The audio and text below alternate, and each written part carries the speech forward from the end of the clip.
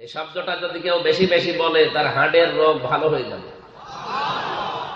বিজ্ঞান এখন প্রমাণ করছে যে যতগুলো শব্দের দ্বারা এই হার্টের ভেতরে কম্পন সৃষ্টি হয় তার ভেতরে এই আল্লাহু আকবার একটা, এটা হার্ট অ্যাটাকের ঝুঁকি আপনাকে আল্লাহ কমিয়ে দেবে, এই তার বড়ত্বের এই ঘোষণা দিলে। ৯৬% মুসলমানের এই দেশে আমরা বিভিন্ন স্লোগান বানিয়েছি নিজেরা, ওইগুলো না বানিয়ে ওয়াকাব্বির হু তাকবীর, আল্লাহ বলেন তাকবীর দিব আমার নামে, রাব্বাকা ফাকাব্বির, রবের বড়ত্বের ঘোষণা দাও। তাহলে আমাদের ৯৬% এই মুসলমানের দেশে এখন থেকে স্লোগান আমার মনে হয় জাতীয় ভাবে নারায়ে তাকবীর আল্লাহু আকবার হওয়া দাও। এটার সাথে কি দ্বিমত আছে আমাদের? অন্য কোনটা দিয়ে তো উপকার হচ্ছে না। আপনি জয় বাংলা বলেন আর জয় যায় যায় বলেন, কিছুই হচ্ছে না। আর ওটা এখন কেউ দিতেও চায় না ভয়ে। সুতরাং এখন যেহেতু সময় এসেছে, আমরা ৯৬% মুসলমানের এই দেশে আমরা আওয়াজ তুলছি, জাতীয় স্লোগান হিসাবে আমরা নারায়ে তাকবীর, এটা আমরা চাই না। হযরত ওমর যখন মিছিল নিয়ে যাচ্ছিলেন, কাফের মুশরিকরা চিন্তা করে কে গো এই ময়দানে মিছিল করে আল্লাহু আকবারের আওয়াজ দেয়। দরজা দিয়ে জানালা দিয়ে মুখ বের করে দেখে মিছিলের সামনে হযরত ওমর। তাড়াতাড়ি জানালা দরজা বন্ধ করে বলছে দরকার নেই, ওর সামনে গেলে মাথা থাকবে না। আমার তো মনে হয় ৬৪ জেলার ৬৩০টা থানা আছে এই দেশে, প্রতিটি থানায় যদি একজন করে ওমরের মতো মানুষ তৈরি হয়ে যায়, এই দেশে আর কেউ কোরআন নিয়ে উল্টা পাল্টা করার চিন্তাও করবে না। আমাদের দেশটাও যেহেতু এখন নতুন করে স্বাধীন হয়েছে, এই দেশটাকে যদি সত্যিই বিশ্বের বুকে কল্যাণময় রাষ্ট্র হিসাবে আমরা দেখাতে চাই, রজব মাসে আমাদের মূল শিক্ষা লাভা লাগবে এই ১৪টা। কি কথা বলেন নাকি? আপনি যে দল করেন, যে ধর্মে আছেন, কোনো অসুবিধা নেই। ১৪টা যদি থাকে, যেহেতু আপনাকে আল্লাহ বানিয়েছে, আমাকেও আল্লাহ বানিয়েছে, মাস্ট বি এই দেশটা কল্যাণময় রাষ্ট্র হয়ে যাবে। আলহামদুলিল্লাহি রাব্বিল মাশরিকাইন ওয়া রাব্বিল মাগরিবাইন আল্লাযী খালাকা কুল্লা শাইইন যাওজাইন ওয়া আওজাবা আলাইনা আল-ইহসানা বিল ওয়ালিদাইন ونشهد أن لا إله إلا الله وحده لا شريك له وأشهد أن محمدا عبده ورسوله سيد الكونين صلى الله عليه وعلى آله وصحبه وأتباعه أجمعين ليلا ونهارا في الطرفين فقد قال الله تعالى في كلامه المجيد وبرهانه التوحيد أعوذ بالله من الشيطان الرجيم بسم الله الرحمن الرحيم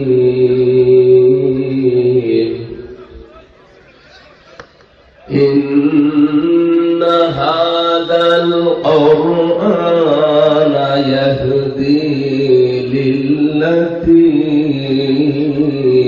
هي أقوم صدقت يا ربنا. عن أبي هريرة رضي الله تعالى عنه قال قال النبي صلى الله عليه وسلم بلغوا عني ولو آية رواه ابن ماجه. وقال تعالى في شأن رسوله وما زادهم إلا إيمانا وتسليما. اللهم صل على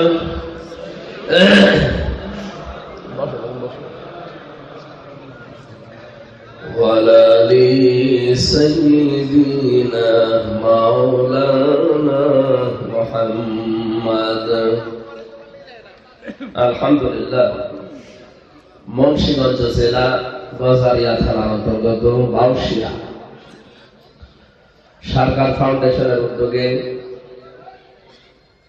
তাফসীরুল কোরআন মাহফিলের সমাপন সভাপতি অত্র এলাকার সর্বজন শ্রোতাবাদন ব্যক্তিত্ব জনাব মাওলানা আব্দুর রউফ মমতাজি দামাত বারকাতুহুল আলিয়া, মাহফিলের প্রধান অতিথি প্রতিষ্ঠাতা চেয়ারম্যান সরকার ফাউন্ডেশন, তিনি প্রবাসী, অত্র এলাকার তৃতীয় সন্তান জনাব মোহাম্মদ মোক্তার হোসেন সরকার দামাত বারকাতুহুল আলিয়া, বলেন আমিন।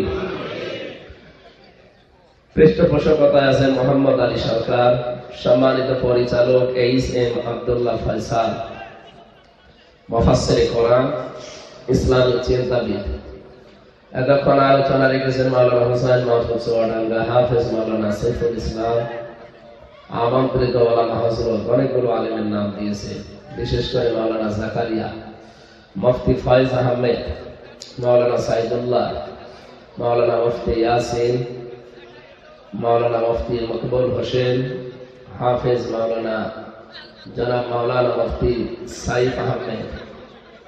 ওয়ারাফা'না লাকা যিকরা, আলেমদের সম্মান মর্যাদা কামনা করছি আল্লাহ যেন আরো বাড়িয়ে দেন। মঞ্চে বসা সম্মানিত ব্যক্তিবর্গ, সামনে বসা মুসলমান ভাইরা, পর্দার আড়ালের সম্মানিত মা এবং বোনেরা, মেয়েদের কি প্যান্ডেল আছে? প্রাণপ্রিয় মুন্সিগঞ্জবাসী, মুন্সিগঞ্জ শ্রীনগর, এটা এই জেলায় না?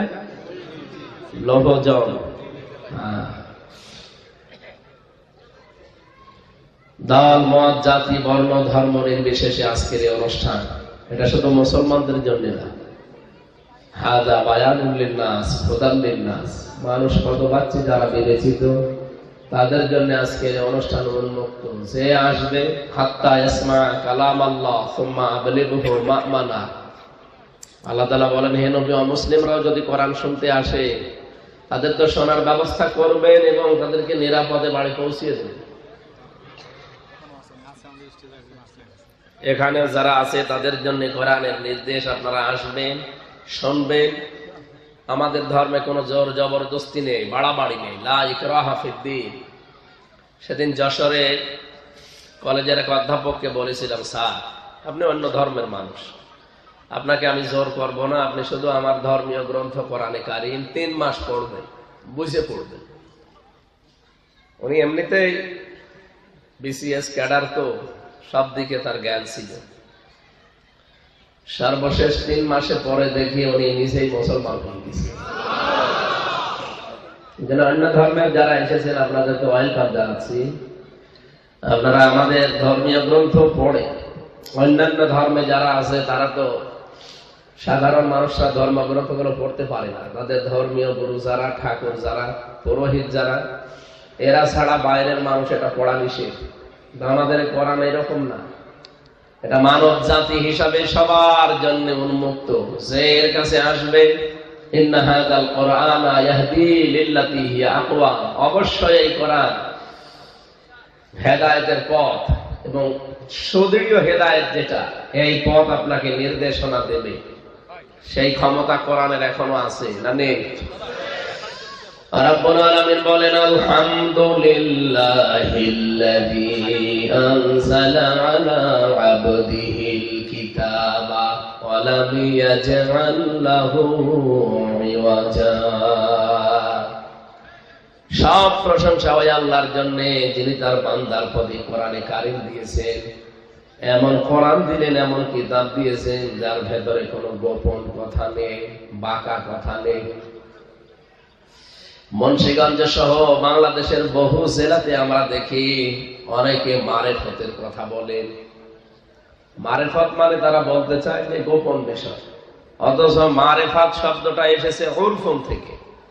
এখানে যারা আরবি গ্রামার জানে জিজ্ঞাসা করেন, উরফুন থেকে এসেছে, আরাফা ইয়ারিফু, পরিচিত হওয়া। হযরত আদম এবং হাওয়া যে ময়দানে পরিচিত হয়েছিলেন, একে অন্যের সাথে পরিচয় হয়েছিল, ওই জায়গার নাম আরাফাতের ময়দান, পরিচিত হওয়ার স্থান।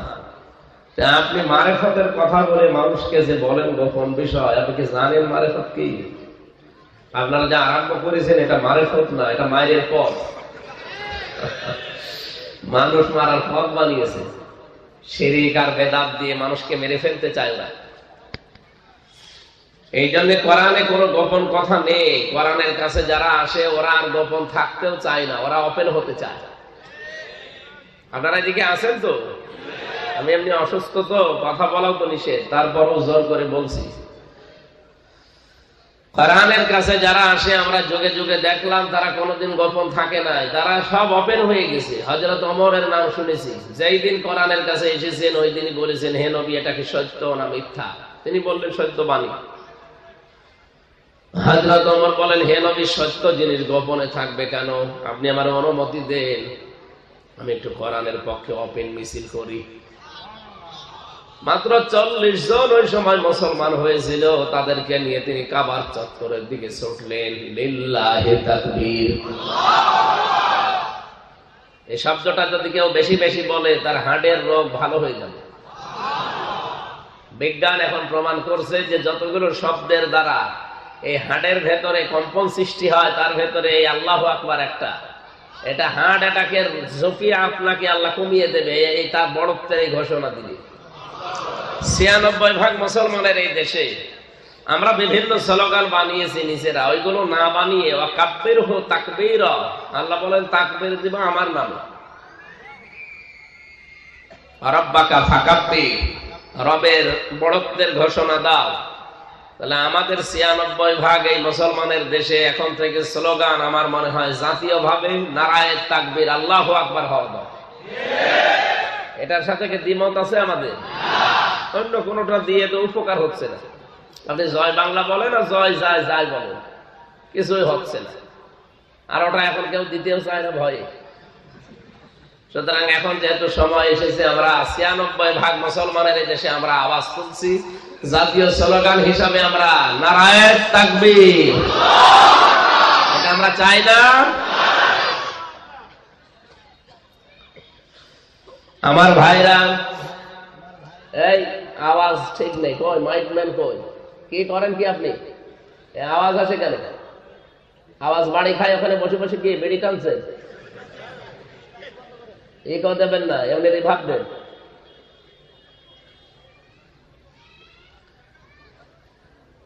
হযরত ওমর যখন মিছিল নিয়ে যাচ্ছিলেন, কাফের মুশরিকরা চিন্তা করে কে গো এই ময়দানে মিছিল করে আল্লাহু আকবারের আওয়াজ দেয়। দরজা দিয়ে জানালা দিয়ে মুখ বের করে দেখে মিছিলের সামনে হযরত ওমর। তাড়াতাড়ি জানালা দরজা বন্ধ করে বলছে দরকার নেই, ওর সামনে গেলে মাথা থাকবে না। আমার তো মনে হয় ৬৪ জেলা আর ৬৩০টা থানা আছে এই দেশে, প্রতিটি থানায় যদি একজন করে ওমরের মতো মানুষ তৈরি হয়ে যায়, এই দেশে আর কেউ কোরআন নিয়ে উল্টা পাল্টা করার চিন্তাও করবে না। কোরআনের কাছে আসলে আর সে গোপন থাকতে চাই না। আর আমরা অনেকে এখনো বলছো, হুজুর আমি গোপনে আসি। গোপনে আসি কতদিন থাকবেন গোপনে? ওপেন হওয়ার সময় হয়নি, এখনো হয়ে গেছে। এখন আমরা ওপেন সব। সুতরাং কোরআনে কারীমের কাছে যারা আজকে এসেছেন, আজকে আপনাদের থানার ওসি সাহেব এসেছে ফরিদউদ্দিন, এই মুন্সিগঞ্জ জেলার একজন আলেম আমার সাথে ছিল জেলখানায় ৩টা বছর, মুফতি নূর হোসাইন নুরানি হাফেজাহুল্লাহ। এই যে বাড়ি না, সদর থানায় বাড়ি। আল্লাহ তাআলা গোলামকেও যেন হায়াতে তাইয়্যিবা সিহাতে কুল্লিয়া দান করে। আমরা যারা সত্যি মানুষ হিসাবে আসলাম কোরআন শুনতে, এখান থেকে আজকে কিছু নিয়ে যাওয়া লাগবে। বিশ্বনবীকে আল্লাহ 53 বছর বয়সে জুলুম অত্যাচার নির্যাতনের যখন সর্বশেষ সীমা পার হয়ে গেছে, তার মাথার উপরের ছায়াগুলো আল্লাহ যখন একটা একটা করে সব নিয়ে গেলেন, বিশেষ করে খাদিজাতুল কুবরা রাদিয়াল্লাহু তাআলা আনহা এবং আবু তালিব। এই ভাই, কে আপনি কি করেন কি ওখানে বসে? আওয়াজ হয় কেন? আওয়াজ বাড়ি খাচ্ছে। রিভার দিতে বললাম আপনাকে।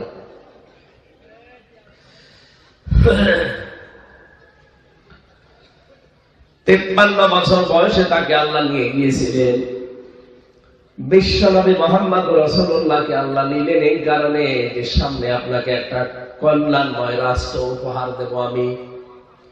রাষ্ট্রকে কল্যাণময় করতে হলে কি কি করা লাগবে ওই বিষয়গুলো আমি আপনাকে জানাতে চাই। যেহেতু আমি নিজে শেখাবো এগুলো, এই জন্য বারবার জিবরাইলের মতো দুনিয়ায় যাওয়া তো আমার সম্ভব না। আপনাকে আমি নিজে আপনার কাছে আমার কাছে নিয়ে আসি। নবীজিকে আল্লাহ এই মাস যেটা চলছে রজব মাস, এই মাসের 27 তারিখে, আজকে তো 23 না 24 যেন, মাত্র আর কয়েকদিন আছে। 27 তারিখে তাকে নিয়ে গেলেন এই ধূলির ধরা থেকে একেবারে আরশ মহল্লায়। 27 বছর তাকে তার গবেষণাগারে ল্যাবরেটরিতে বসিয়ে 14টা জিনিস শিখিয়েছিলেন। এই 14টা জিনিস যদি আপনার উম্মতের ভেতরে একটা দেশে আপনি কায়েম করতে পারেন, ওই দেশটা কল্যাণময় রাষ্ট্র হয়ে যাবে। আমাদের দেশটাও যেহেতু এখন নতুন করে স্বাধীন হয়েছে, এই দেশটাকে যদি সত্যিই বিশ্বের বুকে কল্যাণময় রাষ্ট্র হিসাবে আমরা দেখাতে চাই, রজব মাসে আমাদের মূল শিক্ষা লাভা লাগবে এই 14টা। কি কথা বলেন নাকি? আপনি যে দল করেন, যে ধর্মে আছেন, কোনো অসুবিধা নেই।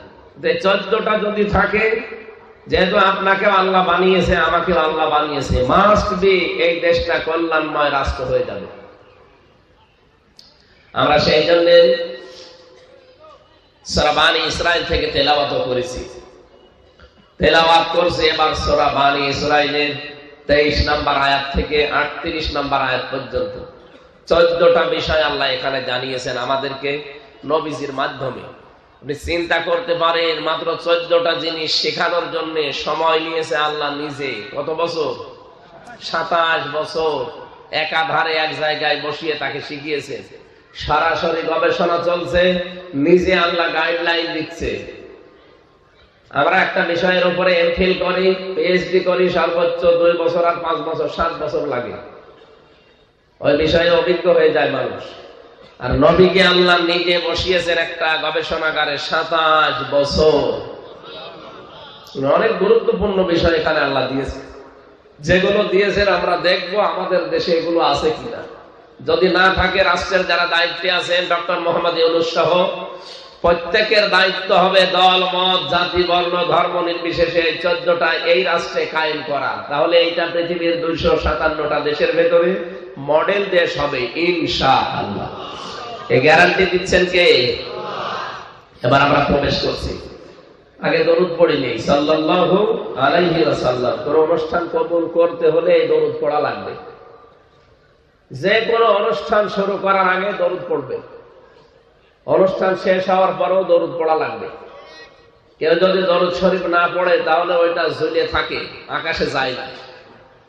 কত বড় গুরুত্বপূর্ণ বিষয় এটা না? এবার আমার প্রশ্ন, দরুদের ভেতরে কি আছে যে পড়লে এটা আরশে চলে যায়? এর ভেতরে যে কথাগুলো আপনি বলেন ওইগুলো আপনার প্র্যাকটিক্যাল লাইফে কিন্তু থাকা লাগবে। খালি মুখ দিয়ে বলবেন কিন্তু আপনার জীবনে ওইটা নেই। ও কিয়ামত পর্যন্ত দরুদ পড়িয়েই যাবে, ও আকাশে যাবে না। তাহলে আমরা যে দরুদ পড়লাম একবার পড়ি নাই? প্রথমে কি পড়েছিলেন? আপনি তো আরবিতে পড়েন, অনেকে জানেন না। আমি বাংলাটা বলছি, দেখেন তো আপনার জীবনে আছে কিনা, আর আপনার দরুদ কত দূর গেল, এই 6 তলা পার হয়েছে কিনা। রব্বুল আলামিনের কাছে আমরা জানিয়েছি, আল্লাহুম্মা, হে আল্লাহ, সাল্লি আলা, তুমি রহমত নাজিল করো, আলা মুহাম্মদ, মুহাম্মদের উপরে। আল্লাহ যেন সহসায় আমাদেরকে জিজ্ঞাসা করছে, হে মুন্সিগঞ্জের মানুষেরা, মুহাম্মদের উপরে যে রহমত নাজিল করব, কে এই লোকটা? আমরা 1 2 জন না, সবাই মিলে জবাব দিয়েছি, সাইয়্যিদিনা মুহাম্মদ, আমাদের নেতা। কি এটা কেউ অস্বীকার করতে পারবেন? এটা আরবিতে আপনি বলেছিলেন। কেন? দুনিয়ায় কত শব্দ আছে, ওই সমস্ত শব্দ না বলে সাইয়্যিদিনা, সাইয়্যিদ তো বলতে পারতেন যে আমার নেতা। সাইয়্যিদিনা বলেছেন যে আমাদের নেতা। কেউ আমরা বাকি নেই, এখানে যারা আছে সবাই মিলে বললাম। এই কথাটা কেন বলা হয়? কারণ নেতৃত্বের বিষয়টা শুধু দুনিয়া না, এটা মরণের পরও লাগবে। সূরা হুদ 12 নাম্বার পারা 12 নাম্বার পৃষ্ঠার প্রথম নাম্বার লাইনের 98 নাম্বার আয়াতটা বাড়িছে, একটু মিলাবেন তাফসীরের সাথে, যে কোনো তাফসীর দেখবেন। আমি প্রায় 42টার উপরে তাফসীর মিলিয়েছি আয়াতের সাথে। সব মুফাসসির সামারাইজ বক্তব্য একই দিয়েছেন।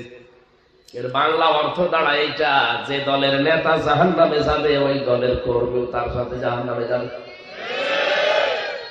এটা যদি কেউ রাজনীতি মনে করেন, হ্যাঁ এটাই রাজনীতি। আপনি যাচ্ছেন জাহান্নামে, আমি দেখতে পাচ্ছি, আর আমি বলতেও পারবো না আপনি কি হয়েছেন কি।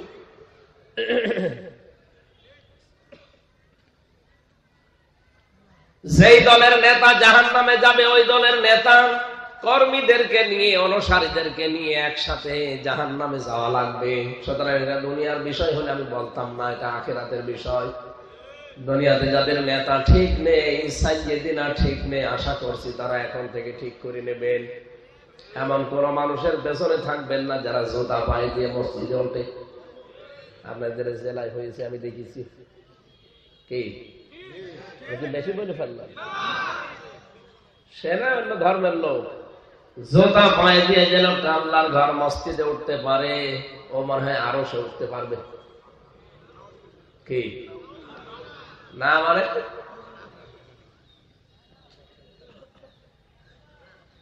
সুতরাং আশা করছি আপনি এখন থেকে সাইয়েদিনা ঠিক করবেন। কিয়ামতের ময়দানে আল্লাহ যখন বিচার ব্যবস্থা তৈরি করবেন, 3টা ধাপ বানাবেন। প্রথম ধাপে আল্লাহ আপনাকে ডাকবে বিচার করার জন্য একা একা। কয়জন করি? অকুল্লুহুম আতিহি ইয়াউমাল কিয়ামাতি ফারদা। সূরা মারইয়াম 16 নাম্বার পারা 10 নাম্বার পৃষ্ঠার 15 নম্বর লাইনের শেষ নাম্বার রুকুর 95 নাম্বার আয়াতে আছে। তাফসীরে ফি জিলাল কোরআন সাইয়্যিদ কুতুব রাহমাতুল্লাহ আলাইহি লিখেছেন, কিয়ামতে আল্লাহ বিচারে কোন মানুষকে দলবদ্ধভাবে ডাকবে না, প্রত্যেকেই প্রথমেই ডাকবে একা একা। গজারিয়াবাসী নিজের দিকে দেখা নেবার, নিজের পেছনের দিকে তাকিয়ে বলেন তো আপনি যে জীবন তৈরি করেছেন, কিয়ামতে আল্লাহ যদি একা একা ডাকে, আপনি দাঁড়ানোর মতো যোগ্যতা এখনো হয়েছে না? হয়নি।